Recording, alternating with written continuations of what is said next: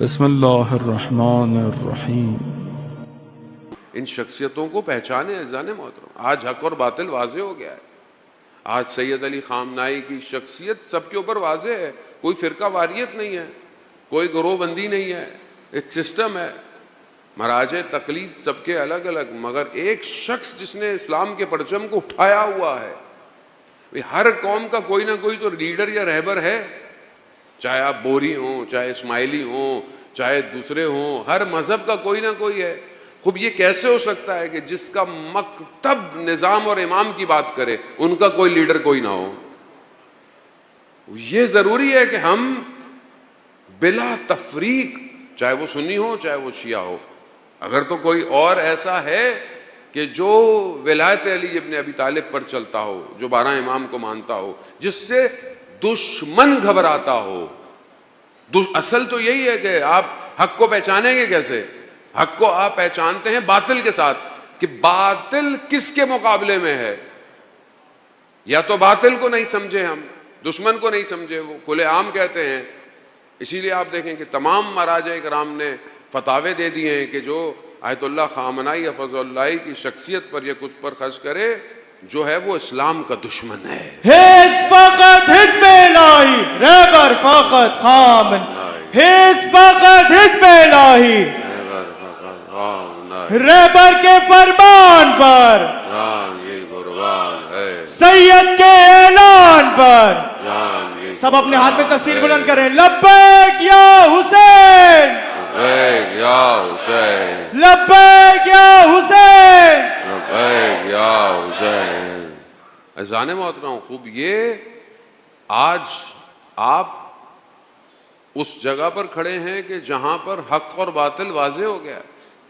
آپ تھوڑا سا پیچھے چلے جائیں، مبہم ہے، انسان کدھر جائے، کس کو دیکھے۔ اگر آج بھی حق اور باطل واضح نہیں ہو رہا تو پھر ہم خود پیچھے رہ جائیں گے۔ کارواں امام حسین کا نہیں رکے گا، وہ جا رہا ہے اور وہ جاتا رہے گا۔ حق کو پہچاننا آسان نہیں ہے۔ کیوں اتنے سارے لوگ اصحاب رسول خدا تھے مدینہ کے اندر؟ جناب عمار بزرگ ہیں، بابصیرت ہیں، رسول خدا حضرت محمد مصطفیٰ صلی اللہ علیہ وآلہ ان کی خدمت میں آئے،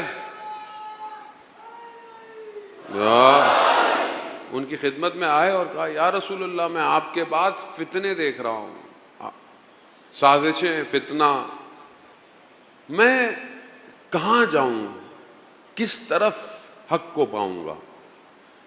تو جب یہ گفتگو کر رہے تھے تو مولا متقیان چلتے ہوئے نظر آئے۔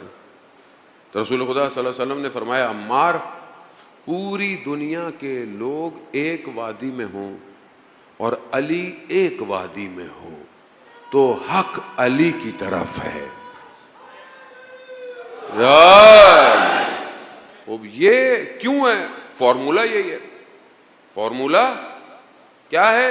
فارمولہ دے دیا رسول خدا نے، حق علی کے ساتھ ہے اور علی حق کے ساتھ ہے۔ آج آپ دیکھ رہے ہیں امام علی کدھر؟ کون امام علی کو مانتا ہے؟ دنیا کے سارے لیڈر، دنیا کے سارے رہبر، دنیا کے سارے حکمراں کس کی اطاعت کرتے ہیں؟ اور اطاعت ایسی نہیں لفظوں والی نہیں، ہاں اطاعت جو کردار سے نظر آئے، کردار سے نظر آئے، ہیبت نظر آئے، وہ جلالت نظر آئے، وہ کہاں ہے؟ واضح۔ اور دشمن نے پوری سازش یہی کرتا ہے کہ ہمیشہ مسلمانوں کو توڑے، ٹکڑے کرے۔ عزیزان محترم، ہمیں مشترکات یعنی کامن چیزوں پہ اکٹھا ہونا پڑے گا۔ ظلم ہو رہا ہے، ظلم ہو رہا ہے پوری دنیا میں، ظلم کے مقابلے میں اکٹھا ہونا پڑے گا۔ وہ مشترکات ہے، ظلم ظلم ہے۔ فلسطین، غزہ، اس ٹائم سچویشن آپ کے سامنے ہے پوری دنیا پر۔ مشترکات اللہ، رسول، قرآن اور ولایت کو ہر کوئی جتنا بھی اپنے درجے کے حساب سے مانتا ہے مانے۔ آپ بعضوں کا زبردستی تو کسی کو نہیں کروا سکتے، لیکن بہرحال ہر کوئی مانتا تو ہے جتنے درجے پہ مانتا ہے۔ سب سے چیز جو کامن ہے، جو ہماری گفتگو کا محور بھی ہے، وہ کون ہے؟ امام زمان عجل اللہ تعالی فرجہ شریف۔ صلی علی محمد.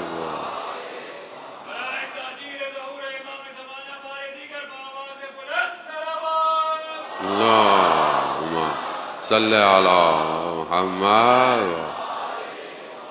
خوب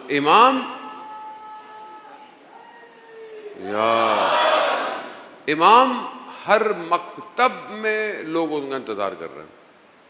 میں نے آپ کو 2-3 دن بحث کی کہ انسان اضطراب، مضطرب، دعا کی اجابت اور بہرحال پھر امام کی خصوصیات. بہرحال آپ کی خدمت میں احادیث روایات لے کر آیا کہ ہم امام کو پہچانیں. امام کو پہچاننا بہت ضروری ہے کہ ہم یہ دیکھیں کہ کس مکتب میں امام جو ہے وہ کس طرف دعوت دے رہا ہے. جتنے بھی مکاتب ہیں، جتنے بھی سارے مکتب ہیں، سب ایک منجی کا انتظار کر رہے ہیں، نجات دینے والے کا انتظار. ہر مکتب، جتنے زندہ مکتب ہیں، چاہے وہ بدھسٹ ہوں، چاہے وہ کرسچن ہوں، چاہے وہ زرتشت ہوں، چاہے وہ یہودی ہوں، مسلمان تو ویسے ہی انتظار کر رہے ہیں.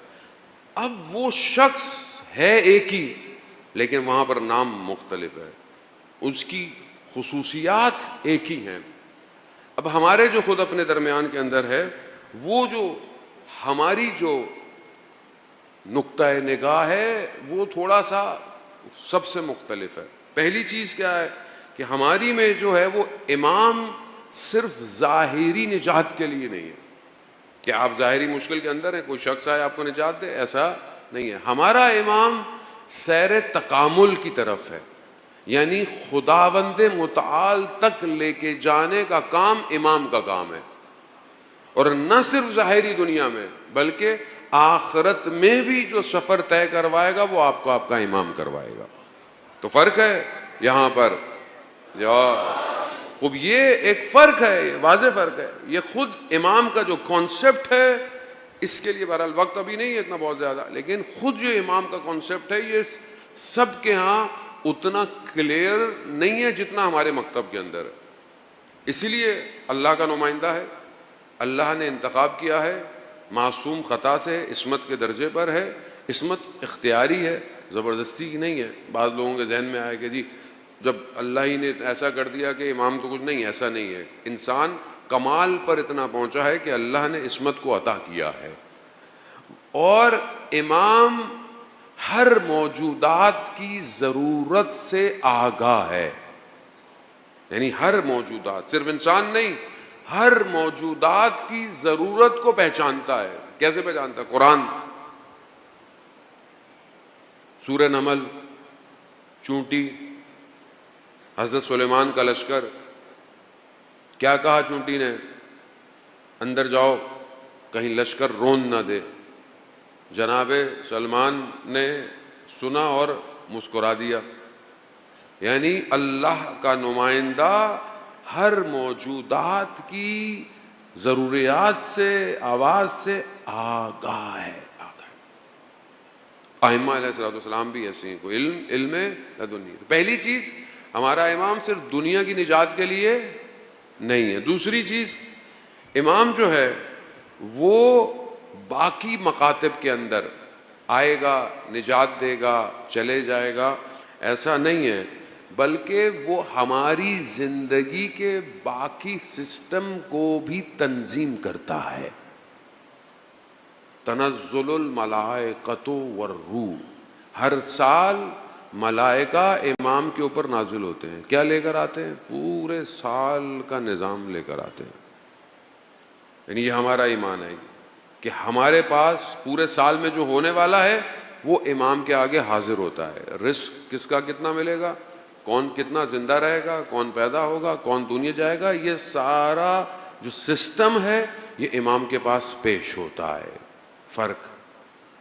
تیسرا، دوسرے لوگوں کے ہاں، خاص طور پہ اہل سنت ہمارے برادران کے ہاں، کہ امام جو ہیں وہ پیدا ہوں گے اور دنیا کو عدالت سے بھریں گے، جبکہ ہمارے ہاں ایسا نہیں ہے. ہم کیا کہتے ہیں کہ ہمارا امام زندہ ہے، حی ہے، غیبت کے پردے کے.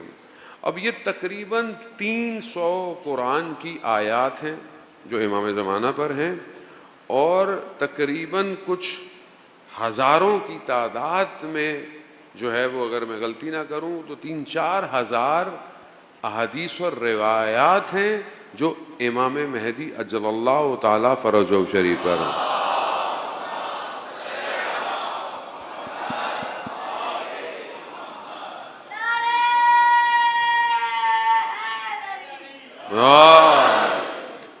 تک اللہ اکبر یا 70 اہل سنت کے علماء ہیں، 70 جو اس بات پہ معتقد ہیں کہ امام پیدا ہو چکے ہیں، اور یہ منتخب الاثر جو کتاب ہے اس کے اندر ان سب کا تذکرہ موجود ہے۔ تو بالکل ایسا نہیں ہے کہ ہر کوئی اس بات کو نہیں مانتا۔ دوسرا، ہمارے پاس جو دلیل و احادیث اور روایات ہیں کہ امام حیات ہے اور امام کا جسم موجود ہے۔ پہلی حدیث امام جعفر صادق علیہ الصلوۃ والسلام سے،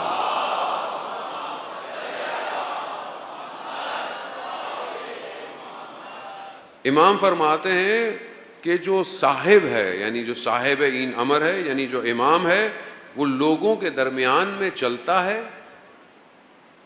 یتردد بینہم، یعنی چلتا پھرتا ہے، اور قدم بازاروں میں رکھتا ہے، اور ہر ان کے گھروں کے آس پاس گزرتا ہے۔ کس کی حدیث ہے؟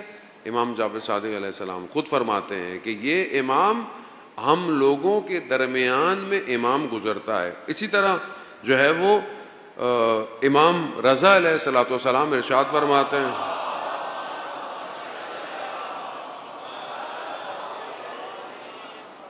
امام رضا فرماتے ہیں کہ ہر سال امام زمانہ حج پر موجود ہوتا ہے، یعنی بغیر امام کے حج ممکن نہیں ہے، حجت خدا ہے۔ اب یہ ساری ظاہر ہے، جب آپ امام کو مانتے ہیں تو آپ ساری طرح مولا متقیان سے بہت ساری احادیث ہیں جو ہمیں اس بات کے اوپر گواہی دیتی ہیں، اور یہاں تک کہ مولا متقیان فرماتے ہیں کہ حجت زمین پر قدم بڑھاتی ہے، لوگوں کے گھروں میں داخل ہوتے ہیں، شرق اور غرب ہر جگہ امام کے قدم چلتے ہیں، موجود رہتے ہیں، لوگوں کے الفاظوں کو، کلام کو سنتے ہیں، لوگوں کے سلام کا جواب بھی دیتے ہیں، لوگوں کو دیکھتے ہیں مگر لوگ ان کو نہیں دیکھ سکتے۔ اور جب حدیث روایات ایسی بھی ہیں کہ جہاں پر انسان امام کو دیکھتا ہے مگر امام کو پہچانتا نہیں ہے۔ اور زان محترم، خوب کیونکہ زمانہ ایسا آ گیا ہے کہ اب ہمارے لیے بہت ضروری ہے کہ ہم ان چیزوں کو اپنے اعتقاد کے ساتھ عمل میں لے کر آئیں۔ یہ باتیں، حدیثیں، روایات آپ نے پہلے بھی سنی ہوں گی، کوئی نئی حدیثیں نہیں ہیں، لیکن کیا یہ حدیث میری زندگی میں پریکٹیکل ہے یا نہیں ہے؟ مثال کے طور پر اگر مجھے پتا ہے کہ میرا امام مجھے دیکھ رہا ہے، امام کے پاس میرا عمل پہنچ رہا ہے، تو کیا میرے عمل میں فرق آ رہا ہے کہ نہیں آ رہا؟ میرا عمل مجھے بہتر کر رہا ہے یا نہیں کر رہا؟